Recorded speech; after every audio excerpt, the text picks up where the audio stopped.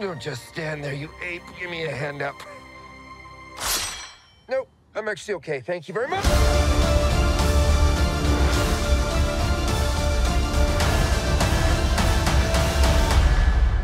Let's give it up for our executive producer, Wendy Jacobson.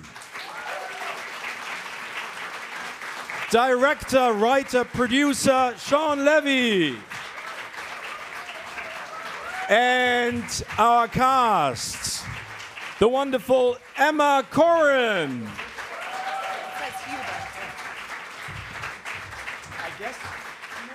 The one and only Wolverine, Hugh Jackman.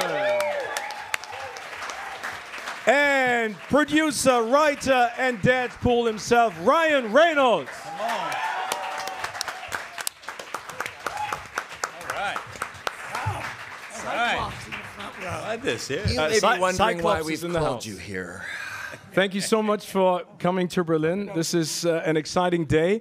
And to be honest, Sean, Hugh, and Ryan, I'm a little frustrated because after what I saw what you guys did at the press conference in South Korea, I was expecting blue, yellow, and red lederhosen today. Yeah, Yes. blew it. We blew it. You didn't do it. We have failed you, Germany. Exactly. But tomorrow is a chance. And I know there's Oh, wow. 24 shopping in Berlin, so you might get the chance to get lederhosen.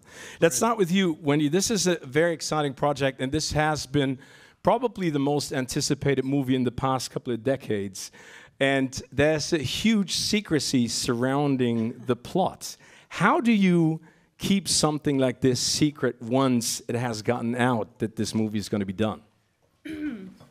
Well, I think Marvel has a ton of experience with trying to keep their secrets safe, and something they've learned over 30 plus movies. And we have a lot of protocols in place and an amazing team in general, and a lot of steps that people might find annoying in terms of getting script pages and collecting them and stuff like that, but we really rely on our team heavily for that. So. But to be clear, we all live in constant terror that we are going to open our mouth and let something slip. So I'm experiencing that terror here today. I almost did it yesterday. I know. Just casually sitting next to Jackman there. Yeah, it's all and it Jackman's just fault. all just about something huge one just about popped out of my mouth. But you're jet lagged, or our reserves are low, and you get a little weak and. So take advantage of us today.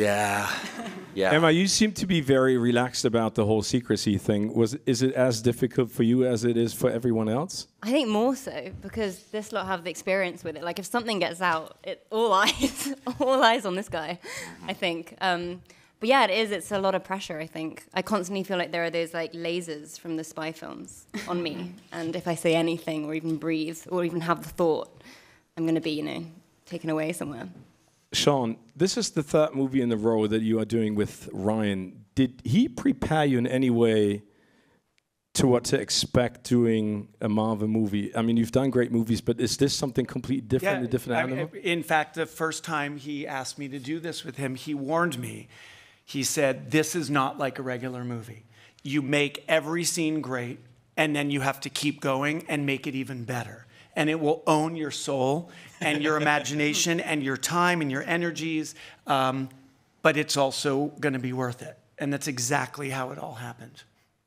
Hugh and Ryan, I think we're all very happy and grateful that you finally got the act together and are in a movie together.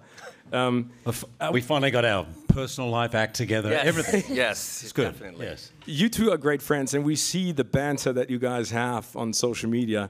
How much did your friendship actually influence the scenes that you had together, improvising some of the dialogues and maybe acting together? I mean, was it difficult to keep it up, or was it even more fun because you finally got to turn into those characters? I don't know that would be applicable broadly to the improv aspect, but I think some of the in the writing, some of the pieces that at least I'm most proud of are the more emotional beats that you have not been privy to in the footage that you've seen just yet, but where it's a real fine line in those scenes, whether or not it's Deadpool talking to Wolverine or Wolverine talking to Deadpool or Ryan talking to Hugh or vice versa, Hugh talking to me.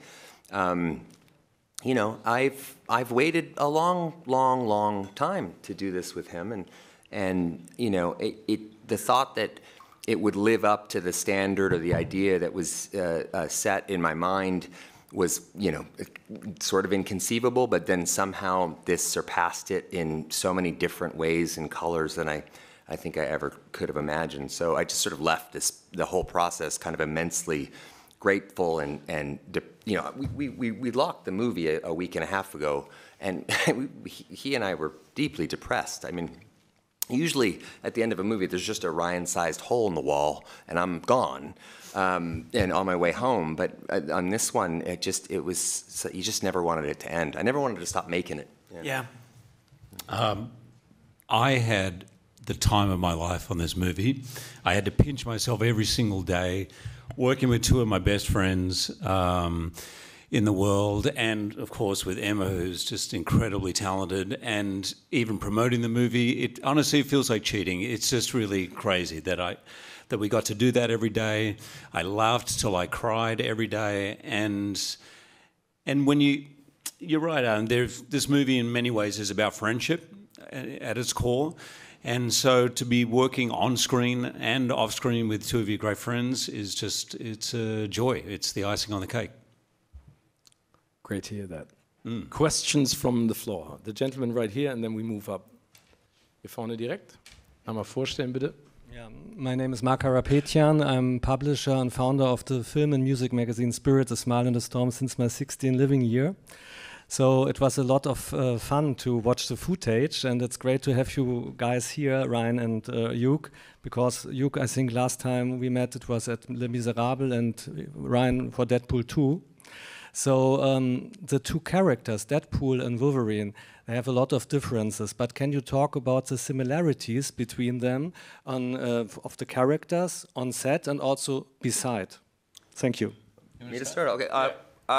I think they have a tremendous amount of similarities. In fact, I think that's what sort of draws them together. It's, I think movies like this at their core, they transcend, world stakes and those kinds of things, and are really fundamentally about wish fulfillment, from a character perspective. And I've always believed that character is more important than spectacle. And, when you can combine them in the right way, you get something pretty special. So you have a character like Deadpool or Wade Wilson, who is in, sort of a terminal shame spiral, in life, and how his maladaptive coping mechanism for dealing with that is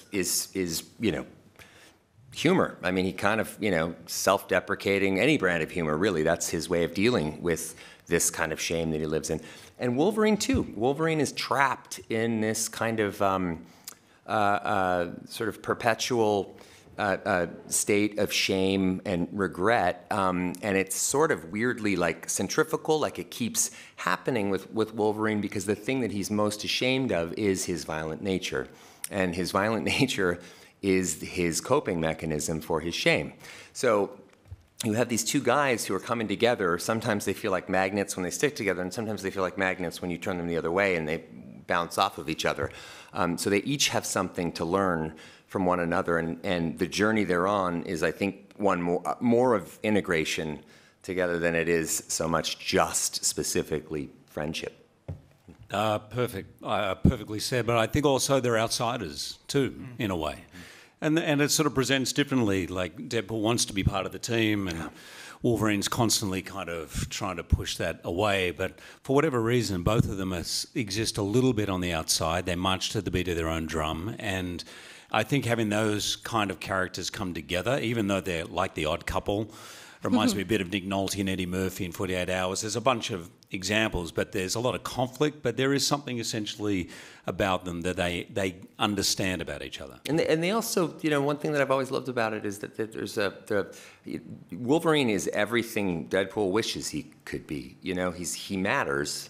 He's done it. He's been part of a team. People love him. So Deadpool he always wants to, I love that the character, like me in real life, is a bit of a fanboy. I mean, I'm a huge fanboy of what Hugh has done as Wolverine for 5 decades now, 55 years, 60 years of doing this. He started out back then with George Reeve, and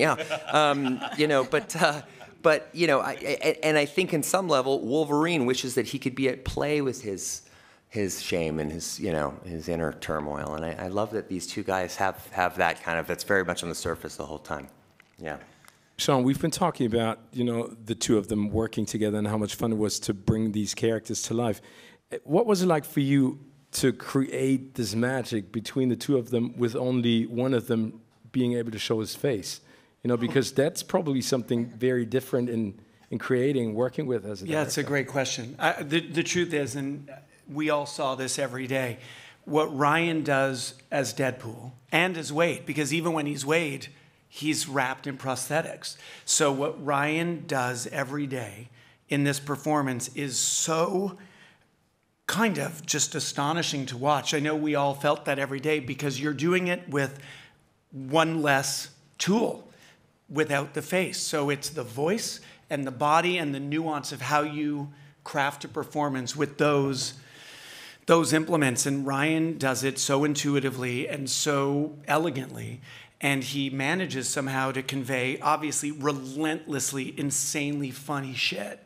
But he also conveys Wade's humanity, which is a real superpower and a testament to what Ryan's done in this character and for this character. Ryan, has it become easier to do it? No, there's a reason it's been 6 years since the last one. Yeah, you know, I mean, there were a lot of pitches. You know, I would go and sit with Kevin Feige, and ironically, the first pitch, when Disney bought Fox, and I went over there to meet my new dark overlords, and I'm sitting in Kevin Feige's office, and there's there's the Iron Man mask, and there's the Cap's shield, and I'm geeked out. It gets you you get a little rattled. But the first pitch I made was Deadpool and Wolverine, and it was a hard no. And then I went through about, 17 more pitches over the years. But each time a pitch maybe didn't land, I never felt sadness. I felt relief. Because at least when I've done these movies, they completely and totally swallow my life whole. And I know it's an uptown problem. I'm not complaining, but I really like seeing my family, and I like a nice sleep in once in a while. And I don't totally love anxiety. So I had some relief then. So it hasn't gotten easier. I think the stakes have gotten bigger. I mean, since Deadpool 2, we've been the way we imbibe media has become so much more fractured and fragmented, and Deadpool is a through and through theatrical experience. I mean, one thing that Sean has an incredibly long history of is building films and events that are really engineered for audience delight. And the best way to have that kind of collective effervescence is on the big screen, in a theater, experience with other people. So to think about all those things as we go into it, and the amount of writing, it's just so much writing. It never stops. It's daunting, So I can't say it's easier. It's harder because I can't rely on some of my lazy tricks that I used to be able to rely on. But I do think, wouldn't you agree, Rye, that the injection of Wolverine to this team up that we have all waited for, it gave this movie a reason to exist. It's the why. It's the exact why we needed to. Yeah. Why are you making this? That's why. I mean. He's why. Yeah. He's why. Yeah. Do you feel a kind of pressure now that Deadpool and Wolverine will rescue Disney? Emma? Hey, Emma? You serious? No, I really don't want to answer it, but I will if no one else is going to step up. I can do it. I'll do it. Go for it. Yeah. Hit it. Well, I didn't grow up watching Marvel, so again, I'm perfectly poised to answer this question. But I've sort of had a crash course in really quickly getting to know very intimately the sort of foundation of this huge franchise, and is it 85 years of comics? I read in my information pack. Correct. 85 years. Someone did their homework. Thank you so much. Oh. Had to. No idea. But no, seriously, it's been so long, and this story is so beloved by people and is beloved from when they're kids to when they're adults. And I'd never realized before that it's not just about the action sequences and about superheroes. There's so much heart to these stories. And I think this one, more than any of them, it's a huge statement, but it's about friendship, and it's about redemption, and it's about being seen by people when you feel misunderstood or too ashamed to come to terms with yourself or things that you've done in your past. And I think that that's something people can relate to throughout their lives. And Well, probably, fucking wow. Wow. That is, can we leave? I think we're done here. That was by far the best answer of the press tour so far. What does film mean to you, and how do you see filmmaking at this point? Emma? Yeah, Emma, hit it, Emma. I always see. We all see it differently. I mean, that's a very broad question. I mean, I look at things sometimes through the lens of acknowledging and playing with a cultural landscape. I think movies have always been very good at, doing just that.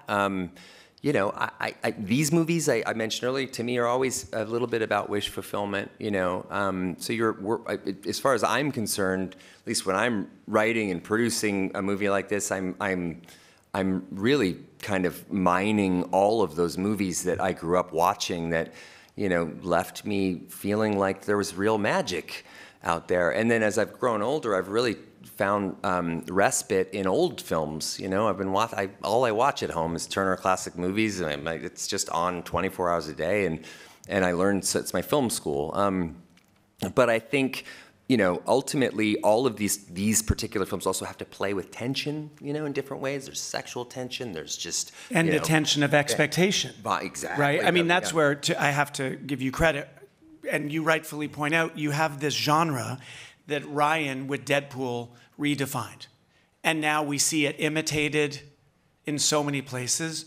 But that's what he did. He created something that was audacious and subversive.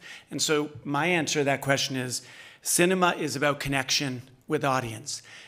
Deadpool and what Ryan did with his character connects with the audience in a different way. It's a character who's commenting on the form while he is in the content. And that is an audacious idea. And it's instinctive for Ryan, but it was and is groundbreaking. And so what we've tried to do with Deadpool and Wolverine is to embrace all of that self-referential meta textuality and comedy, but to also embrace old-fashioned, traditional, classic cinema, which is a character's journey and two characters, in this case, who are foisted together. And that's a recipe for conflict and comedy, but ultimately, as Emma said, the possibility of redemption through that connection. And never cynicism, too. I just love that, particularly Sean and I in our journey together, and the fact that we get to make, I can never get over the fact that we get to make movies together, and this being our third, and each one quite different. The one common denominator with all of them is there's no cynicism. I mean, life's been pretty shitty for a lot of people for the last decade. It hasn't felt great, and I just think joy is a great place to be. Even when this character is in the midst of just absolute self-pity, we never push the cynicism. No, it's always optimistic, and it's ultimately at the end meant just joy. Yeah. Wendy, as you can probably sense and hear and see, is that everyone is very anxious to see the rest of the movie, and they're all very excited. Wendy's about to give us the green light. We're going to go. Exactly. We're going to watch it now. No, but Wendy, there's such a huge fan base when it comes to Deadpool and Wolverine. How important was it for you as the producer of the movie to incorporate sort of suggestions and their opinions about where this story should go and to interact with them? Is that something that is, especially in this world, important for you as a filmmaker and producer? Well, I would say that with Sean and Ryan leading the charge, I mean, I don't think anyone is more in touch with their audience than Ryan Reynolds, and he is the author and DNA of this character. So we feel immense pressure to deliver to audiences what they want to see. And my hats are off to these guys as filmmakers, because they are not precious about anything. If we test the movie and something isn't working, it's gone. All they want to do is make the best movie possible for the fans, and one that these two characters deserve. And it's not only about two characters, but there's a third one that is very important, Emma. It's Cassandra Nova, and I think she's not like the straightforward villain that we normally know, not as blunt as some of the others. What did you want to do, or what do you want the audience to feel when they see your character on the big screen? Cassandra was a really fun one, because I remember one of the first times me and Ryan and Sean chatted, it was about how we wanted to make Cassandra as unpredictable as possible. So you're really not sure in any one moment whether you're going to love her or hate her. And we sort of wanted to give the audience a bit of an identity crisis with that and constantly question her motivation and what was going to come next. And that's so fun to play as an actor. It's like the biggest treat. And I remember even in the camera test, Sean, you kept using this thing of like, I want to see a change in the weather. So it's like the sun's out, and then like lightning strikes, you're dead kind of thing. Yeah. So I guess in that way, quite a Deadpool thing, again, of like, you're never quite sure what you're going to get, and keeping your audience completely there with you the whole time, on your toes, which is, yeah, fun. But also, there was only ever one choice for that role. Yeah, we've Emma. never actually spoken about that. Yeah.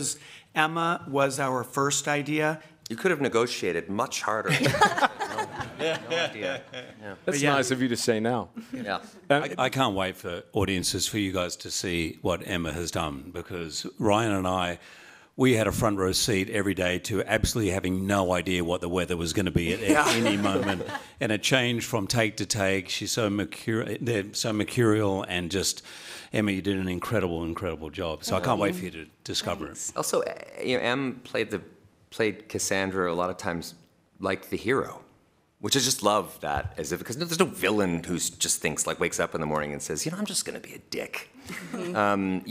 There's a conviction there. There's a real reason for the behavior, and whatever the reasoning that you found, and whatever the reasoning was written into it as well, was so apparently noble in your mind that you feel it in every moment. It's like a Gene Wilder kind of deluded thing going. It's great. Completely deluded. Yeah, it's great. Deluded. Yeah, but is that true, Emma? That's what I read, that you based parts of the character on Willy Wonka. Yeah, it was one of the references. I remember, Ryan, the one that you mentioned was Inglourious Bastards. Yes. Of Waltz. And when he plays, I don't know what the character's name is, but... Hans. Landa. Yeah. Yeah. And that sort of famous scene where he comes to the house and is drinking milk, and you were sort of like, because he's in the uniform and he's so explicitly evil, he can sit down and play nice and fairy godmother, and it's so unnerving because it's not being acknowledged, and it makes it 10 times scarier. And I hadn't really thought about that as a concept before, and I found that so interesting. And when I was exploring more of the movement stuff as well, I was looking at Gene Wilder in the way, in that film in particular, and his Willy Wonka, it's so insidious. He's sort of like poise and his airiness and his flightiness, and all things that point towards him being sweet, almost too sweet, like the child snatcher sort of vibe. And lures you in, and then you don't know what you're gonna get. So after Fox, is Disney going to be the new Tinder? So after so many swipes, are you guys going to be the perfect match? Or is this... The new Tinder. The new Tinder, correct. Wow. Interesting. Or is it going to be its complicated status? Oh, gosh. Been a while since I've been single. I don't even know which way you swipe. It's up and down? Yeah, up and down. I don't know. This is definitely a question for Hugh. Wow. Wow. Thank you. 100%. Thank you so much. Take it away. Tinder, Disney. I'm going to skip all that. In terms of Ryan and I don't want to give him everything now publicly, because Ryan, I want him to work for it. He needs to work for it a little more. But I can't wait for you to see the movie. I don't know if we're fully into the Tinder phase yet of the Wolverine Deadpool saga, but maybe we're edging there. Let's just go with that. Yeah. Somewhere just north of MySpace. Right. Next question. But I will say though that there isn't, as we go into this film, there is an idea that we wanted to keep the patina of the other films, particularly Logan and the Wolverine, the previous 30 or 40 Wolverine movies, that he's made. 33, don't exaggerate. 33. Yes, he wanted to call the movie Wolverine 10, and I said absolutely not. But that sort of patina, which is a little bit, and you said it so beautifully earlier, which they're kind of outsiders, you know. I like that a movie can be a movie that isn't a commercial for another movie. It doesn't always get to happen in this, particularly in this genre. So that was one thing that we were excited to make.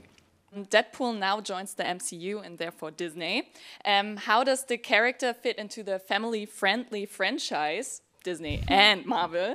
And yeah, it's the first film with a PG-13, like over PG-13 rating. So will we see more of that now? Well, I think the future's uncertain.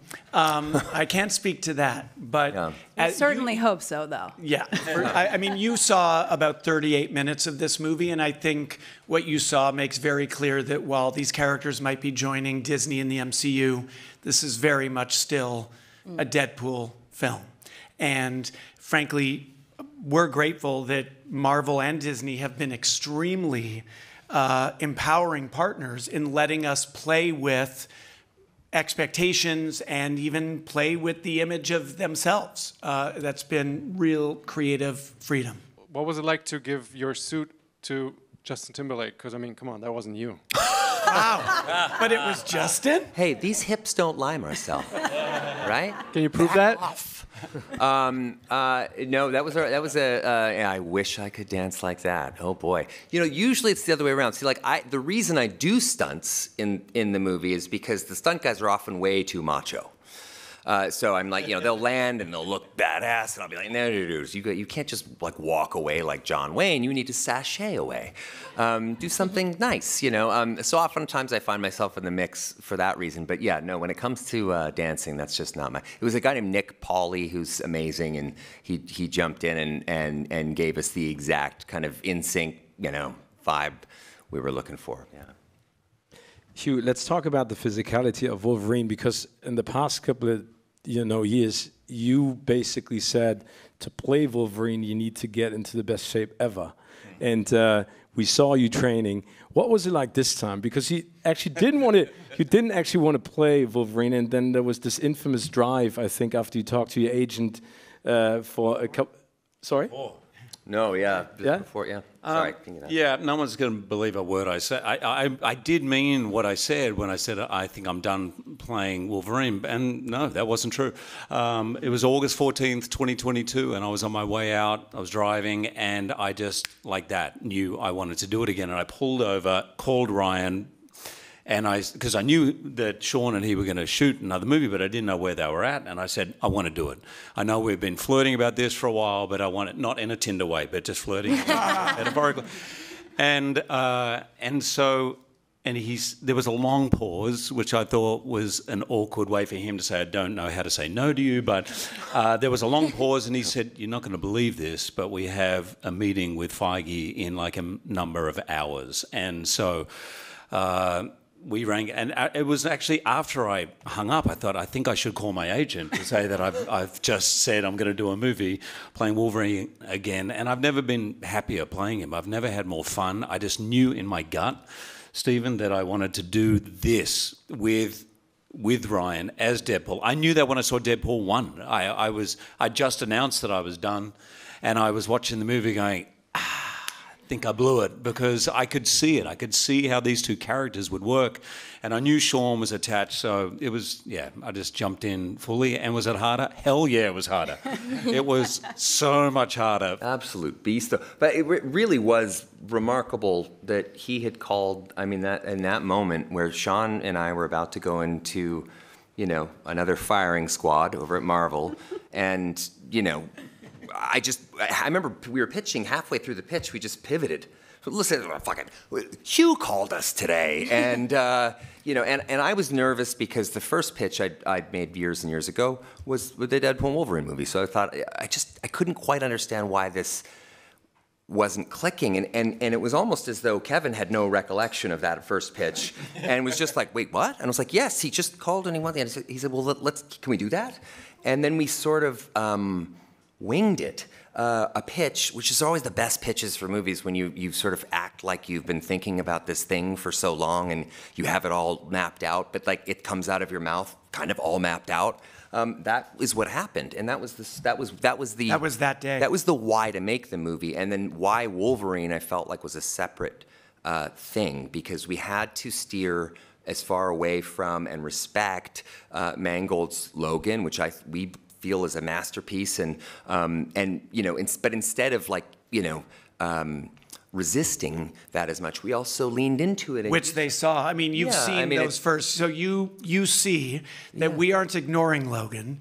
We have a reverence for that film. Yeah. And we're also going to play with those expectations. And I don't want to spoil it. But it also allows, you know, and Hugh can probably speak to this more, but it allows Hugh to give the world a version of Wolverine that is different and exists in a sort of slightly different way. And I just personally got a front row seat to see this guy who's my closest friend in the world do a thing at a level that you just never get to experience. I mean, thank God I'm wearing a mask, because I just look like a moron under it with my eyes just like, you know, just in utter shock, watching his just clarity in that role, and such clarity, especially given the fact that it was different than the Wolverine we'd seen before, and it was really magical.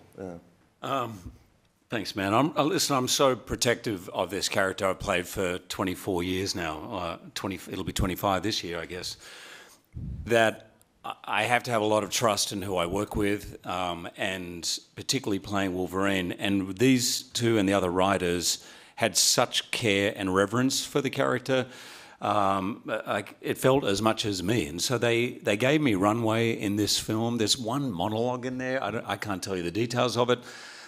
I say more words in that monologue than I said in an entire movie once as Wolverine. But there are sides of the character that I've been scratching at for 24 years and not been able to pull off, either because the story didn't fit it, or I couldn't pull it off, or the writing wasn't there, I'm not sure. But there is stuff in this movie where I was like, this is the thing I've been trying to get out, and I feel so excited about it. That's why I'm so excited, particularly for you in the front row.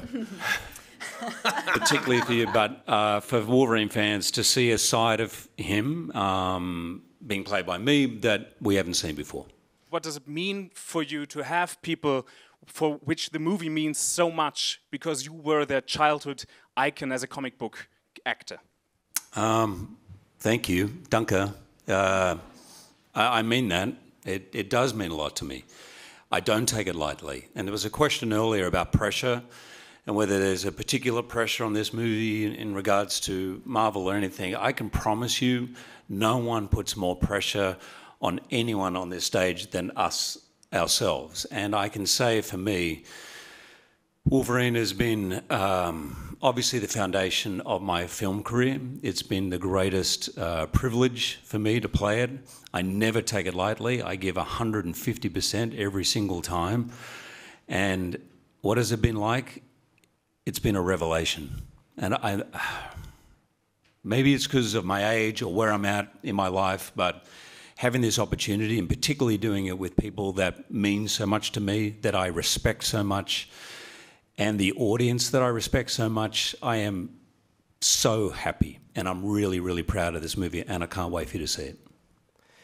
Wendy and Emma, it's so great to listen to the stories and see all of you sitting here together talking about, you know, bringing this movie to life. Emma, what was it like for you to see this friendship and relationship between the three of them from the inside, and Wendy, for you from the outside as a producer? What was it like? What was the atmosphere like? This is probably like a typical movie question, but this seems to be very special.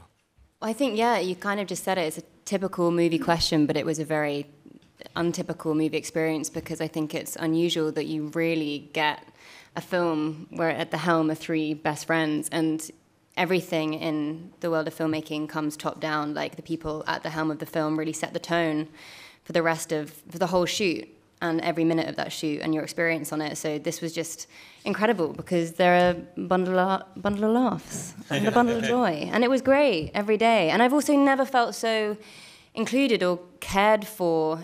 Like, I get it's a huge world to be entering into.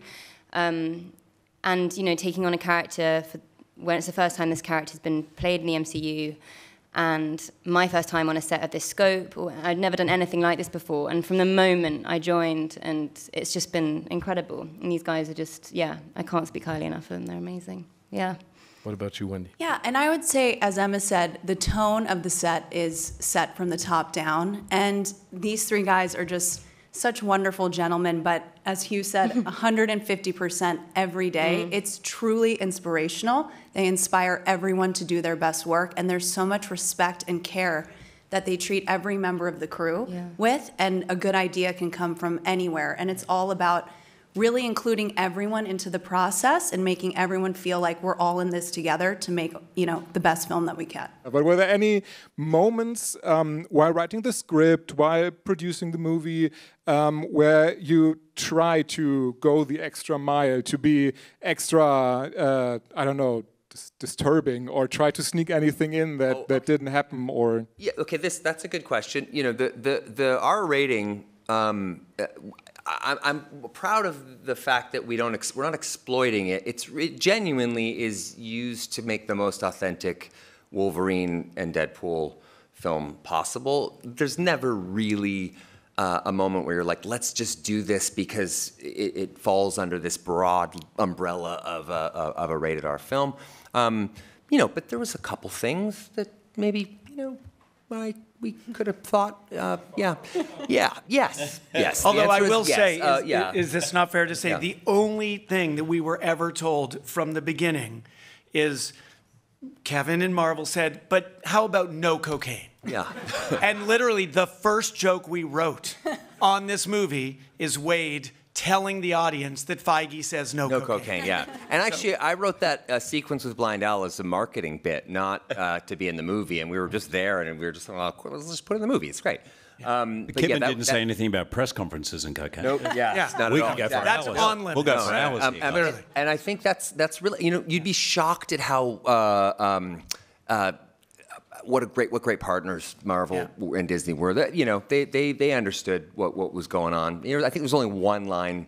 There is one line in the movie that I was asked to take out, and it took me 5 weeks. And now you're going to spend the rest of the press tour being asked, what was that line? My body's ready. Okay.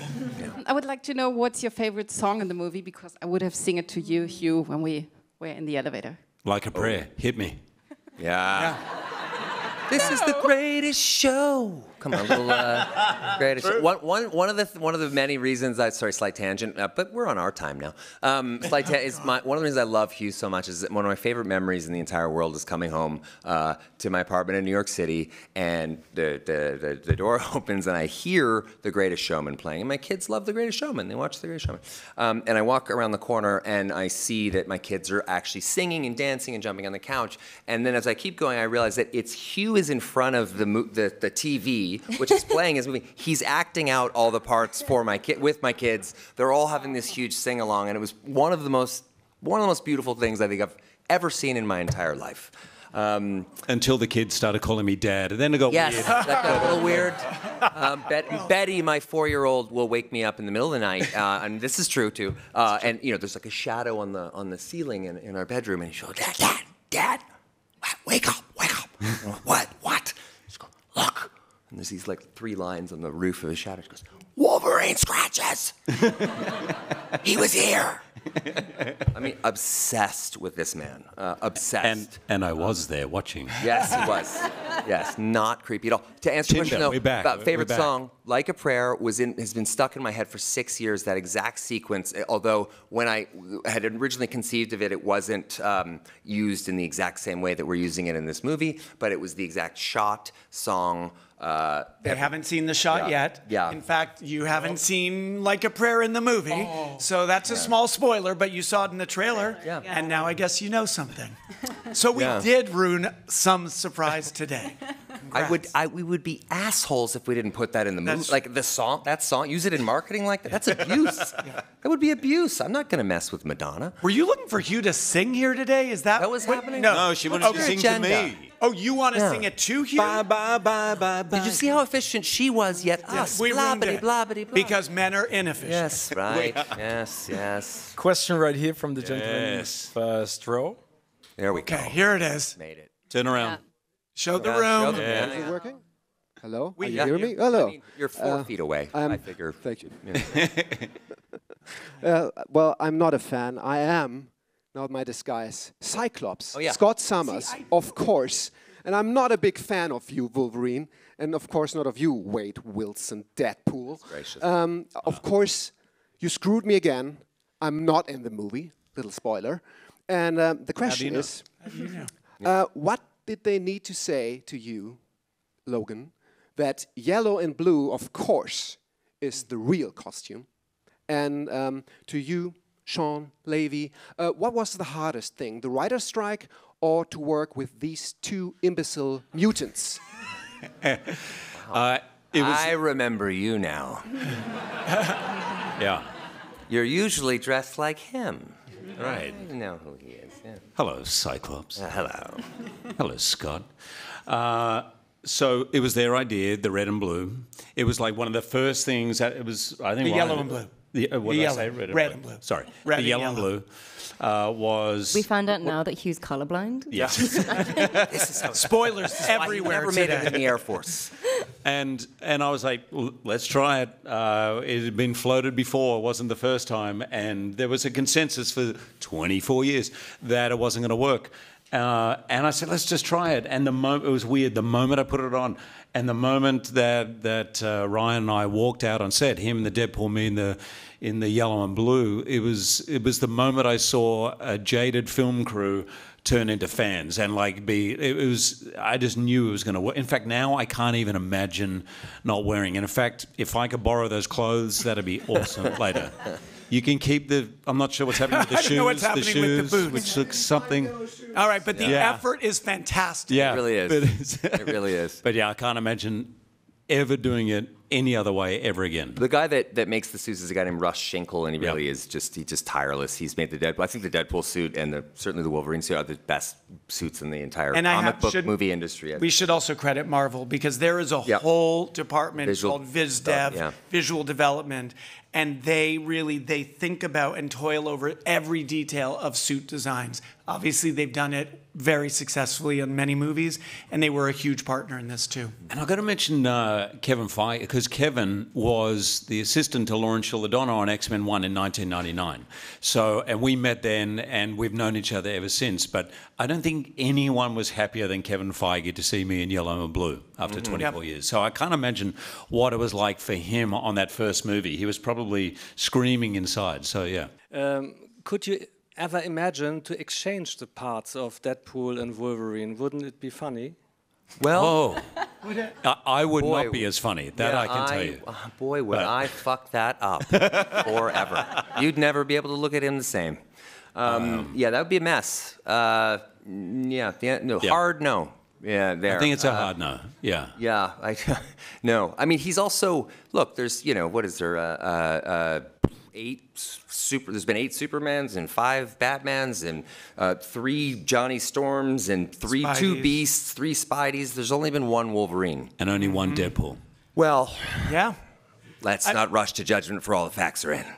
But that was really the great thrill. George C. Scott. I know I speak for Emma and Wendy and all of us who made this movie. When you are watching 2 actors who were born to play these roles, who bring these icons to life every day, when you get to go to work and watch that, that is a privilege of the highest order. And that was the experience making this movie. And Hugh is just, one of the things I've never experienced on a movie before either is when we fight in the film and he's coming at you at Hugh Jackman speed, there's no part of you that understands that he's not going to punch your head right off your neck. Honestly, it's one of the most frightening things I've ever seen because the rage in his eyes is unlike anything else. And again, wonderful that I'm wearing the mask because I can hide a lot of that under there. But it really is, it should actually be a ride like Disneyland. And now it can be. Coming at you as fast as he can with claws. Yeah, it's a very terrifying. Vielen herzlichen Dank für all die schönen Fragen. Thank you so much.